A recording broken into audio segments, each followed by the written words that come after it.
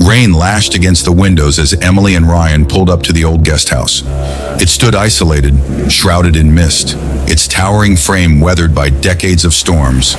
They were miles from town, and with the sudden storm turning violent, this was the only shelter they could find. The caretaker, an old woman with hollow eyes and a voice like creaking wood, greeted them at the door. "You shouldn't be here tonight," she whispered. "We just need a place until the storm passes," Emily replied, forcing a polite smile. The old woman hesitated, then handed over a rusted key. "Room 7, don't open the window, and if you hear whispers, don't answer them." Before Emily could question her, the caretaker vanished into the darkness. Room 7 was cold. The wallpaper peeled like dead skin, and the bed groaned under its own weight. Ryan, always the skeptic, laughed it off. "These old places always have stories," he said. But as midnight crept in, the temperature dropped. Emily awoke to the sound of faint whispers, a delicate, chilling murmur near the window. She sat up, heart pounding. The glass was fogged, but there were faint handprints on the outside. "Ryan, wake up!" she hissed. He groggily opened his eyes, then froze as the whispers grew louder, curling through the room like smoke. "They're saying something," Emily whispered. Ryan approached the window, ignoring the caretaker's warning. "Don't!" He flung it open.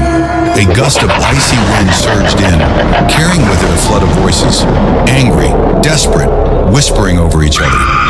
Ryan staggered back, eyes wide. The handprints weren't on the outside. They were inside.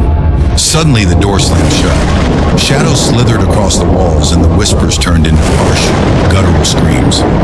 The room grew colder, their breath visible in the air. Emily grabbed Ryan's arm, but he stood frozen, his eyes clouded. "They want me?" he said in a hollow voice. "No, Ryan!" But it was too late.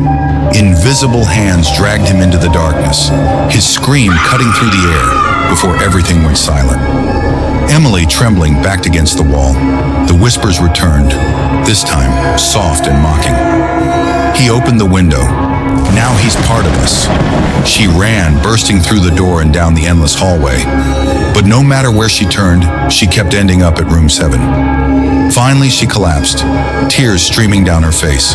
The caretaker appeared again, her face even more hollow. "I told you not to answer the whispers.